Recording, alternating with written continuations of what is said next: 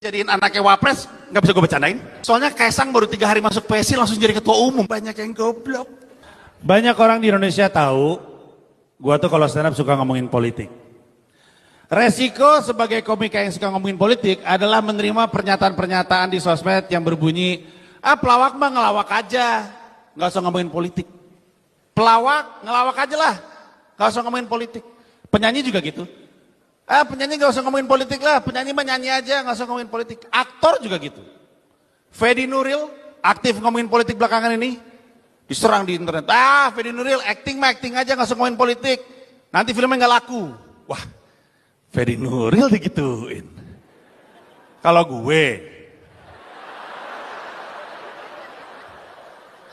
gue mungkin gak laku. Secara statistik film gue yang gak laku tuh memang 100%.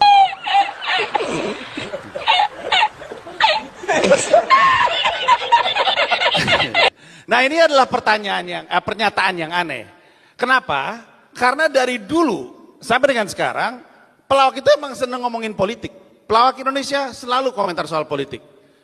Warkop DKI. Gue ingat Pak De Indro itu cerita sama gue di zamannya Soeharto.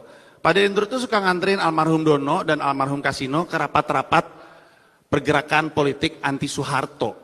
Rapat underground gitu.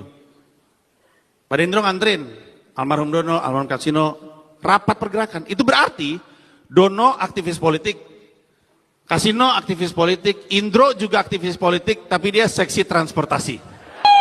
Kenapa? Kenapa ada masalah? Nggak boleh. Masa nggak ada seksi transportasi, bro? Aktivis kan lapar, ada seksi konsumsi. Ada yang mesti foto-foto, seksi dokumentasi. Nggak boleh ada yang nyetir. Legend itu. Kenapa? Gila kali. Bahkan dalam pertunjukannya dari dulu sampai sekarang pelawak yang ngomongin politik. Kayak contohnya tepuk tangan yang masih ingat Bagito. Bagian dari legacy komedi Indonesia. Didin, Miing, Unang. Mereka tuh di sketsa di TV yang mereka bahas tuh politik, ngomongin rezim. Gue inget waktu itu Pak Harto nunjuk anaknya Siti Hardianti Rukmana untuk jadi menteri. Mensos, Mbak Tutut jadi mensos. Tapi satu Indonesia tuh nggak ngerti Mbak Tutut tuh kerjanya apa, karena nggak pernah kelihatan kerja. Sekalinya muncul tuh biasanya peresmian ini. Orang tuh bercanda itu kayak, apaan sih menteri kok kerjanya peresmian mulu. Nah oleh Bagito di TV dibecandain, mereka bikin sketsa. Ada mbak-mbak didandanin kayak Mbak Tutut, lagi ngeresmiin toilet umum. Tersinggung, suaminya tersinggung. Tapi kan kita pikir baik-baik ya, zaman itu presiden nunjuk anaknya jadi menteri aja bisa dibecandain. Masa zaman sekarang presiden jadiin anaknya wapres, nggak bisa gue bercandain? Boleh gak? Boleh dong. Orang suka nanya sama gue, Mas Panji kenapa sih seneng banget ngomongin Gibran? Emang Gibran nggak boleh jadi wapres? Boleh. Tapi kenapa buru-buru? Kenapa lu harus gubah aturan gitu? Nunggu aja nunggu. Ulang tahun lagi aja beberapa kali. Entar juga nyampe ke batas usia yang ditentukan. Tapi kenapa harus buru-buru? Kayaknya anaknya Pak Jokowi ini emang gak bisa nunggu deh. Soalnya Kaisang baru 3 hari masuk PSI langsung jadi ketua umum. Apa itu nunggu? 3 hari langsung jadi ketua umum. Kayaknya anaknya Pak Jokowi itu kalau lagi naik mobil, terus ngelihat keluar di pinggir jalan ada yang nunggu gitu, dia nanya sama stafnya, itu orang-orang pada nunggu ngapain? Itu lagi pada berdiri-berdiri gitu ngapain? Oh itu lagi nunggu angkot. Apain tuh? Itu kayak bis tapi kecil. Bukan nunggu, apa itu nunggu? Saya nggak ngerti nunggu. Anaknya Pak Jokowi kalau belanja online, transaksi sukses di depan ada teriak, paket udah nyampe. Apa itu nunggu?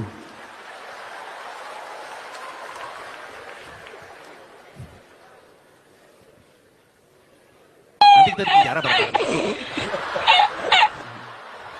Penuh dah tuh penjara. Nah, banyak orang berpikir kalau gue lagi ngomongin politik, target gue adalah politisi. Enggak. Target gue tuh nggak pernah politisi. Emang kenalah senggol dikit.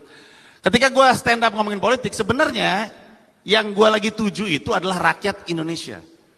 Karena rakyat Indonesia banyak yang goblok. Saya yakin di antara kita ada.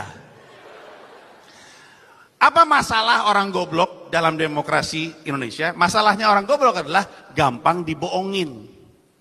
Jelas saya tahu itu karena kebetulan hobi saya juga bohongin orang goblok. Salah satu cerita bohongin orang goblok favorit gue adalah waktu gue jadi juri audisi Suci. Tepuk tangan yang tahu Suci biar tahu konteksnya. Oke. Jadi kan ada audisi Suci, stand up comedy Indonesia, lomba stand up gitu. Gue ngejuri bersama dengan Pade Indro. Nah, audisi Suci itu bisa lama banget. Mulainya jam 8 pagi, selesainya jam 2 pagi. Saking banyaknya peserta yang ada di Jakarta. Jadi gue kadang-kadang suka nyari hiburan sendiri karena bosen. Sekali waktu, gue kebelet kencing. Gue bilang sama Pade Indro, Pade, gue mau kencing dulu. Audisi jalan aja, gak usah nunggu gue. Oke siap. Gue jalan keluar. Lewatin orang-orang yang lagi nunggu audisi. Saya kan iseng. Saya samperin salah satunya. Saya tanya, mau langsung dapat golden ticket gak? Orangnya bilang, mau bang.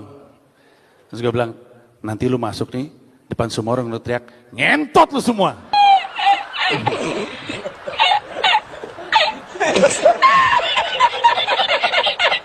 Terus gue tinggal. Sekarang gue tanya, orang macam apa yang berpikir itu serius? Hah? Orang macam apa? Tahu gak orang apa? Orang goblok. Gue pergi berpikir dia ketawa-ketawa. Bisa aja Bang Panji. Gue pikir itu. Itu yang ada di kepala gue.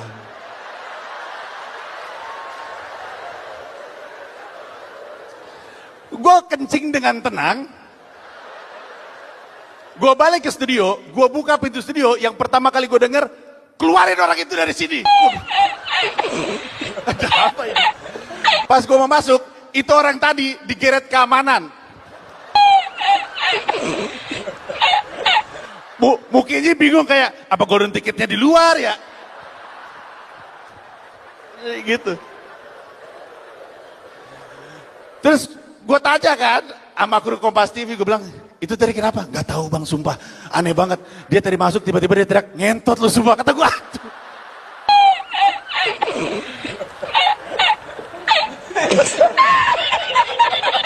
gue langsung nyamperin Pade Indro. Pade Indro marah banget. Marah banget. Gila kali Ji. Gila kali. Dia gak tahu kali gue siapa. Iya dia gak tahu kayaknya Pade Indro. Dia gak tahu kayaknya. Gila kali itu orang. Gak tahu dia Pade Indro. Pas sudah tenang. Pade Indro ngedumel sendiri. Kok bisa ya Ji? Kok bisa dia ngomong kayak gitu Ji? Sumpah gak tahu Pade Indro. Sumpah. Asli. Kok bisa ya Pade ya?